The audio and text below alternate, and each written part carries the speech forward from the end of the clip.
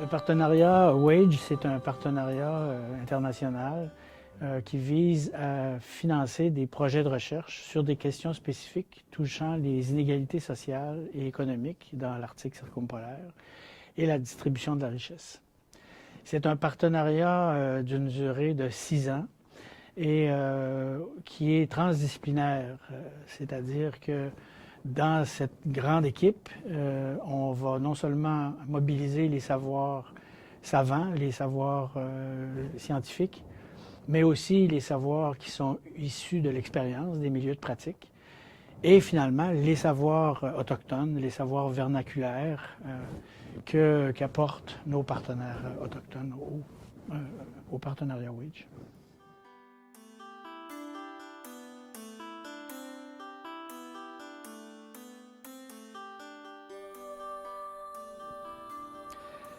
Les principaux objectifs, c'est donc de décrire comment est-ce que s'effectue la distribution de la richesse dans les différentes régions arctiques, de comprendre comment émergent les inégalités économiques et sociales, et surtout de tenter d'infléchir les trajectoires que prennent ces inégalités dans le monde contemporain.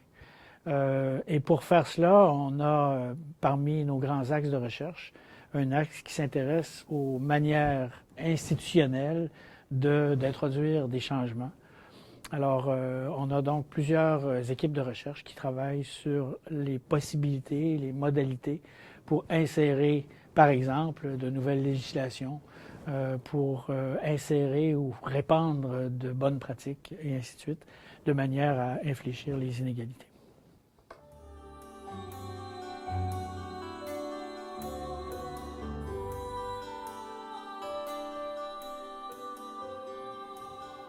Il existe 3 catégories de membres au sein du partenariat. La première réunit les gens qui sont responsables de la direction des projets de recherche individuels. Alors, ces projets, ces personnes, ce qu'on appelle dans le langage du Conseil de recherche en sciences humaines du Canada, les co-candidates ou les co-candidats sont à peu près au nombre d'une trentaine. On a autant de collaboratrices et de collaborateurs. Ces personnes n'ont pas la responsabilité de la direction intellectuelle ou administrative des projets de recherche, mais ils ont un apport très, très important dans les orientations et dans la réalisation des projets.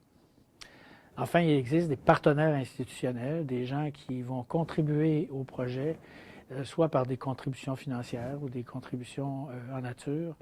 Et on a une vingtaine de ces partenaires qui viennent de 3 sources différentes, du milieu gouvernemental, des ministères par exemple, des milieux autochtones comme par exemple le Conseil des Athapascans de l'Arctique, et des milieux académiques, donc des universités comme l'université Lisi-Matu-Sarfik de Nuuk au Groenland.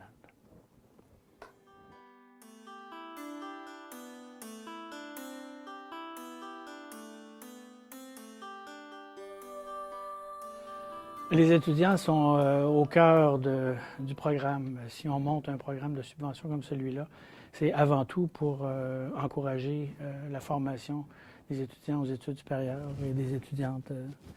Alors, il y a plusieurs modalités qui permettent aux étudiants de participer au projet. La première modalité, c'est l'intégration des étudiantes et des étudiants dans les projets de recherche. Ensuite, le partenariat offre un programme permanent de bourses d'études, de subventions à la mobilité. Actuellement, on a une partie importante des étudiantes et des étudiants boursiers qui sont d'origine autochtone, la majorité des femmes d'ailleurs. Les étudiants peuvent également participer aux événements qui ont lieu dans le cadre du partenariat, aux assemblées, aux réunions scientifiques annuelles, aux tables rondes et aux autres événements. Enfin, nous organisons des écoles d'été qui ont lieu sur un modèle que nous connaissons bien, qui a été mis au point lors de la création de l'Université de l'Arctique.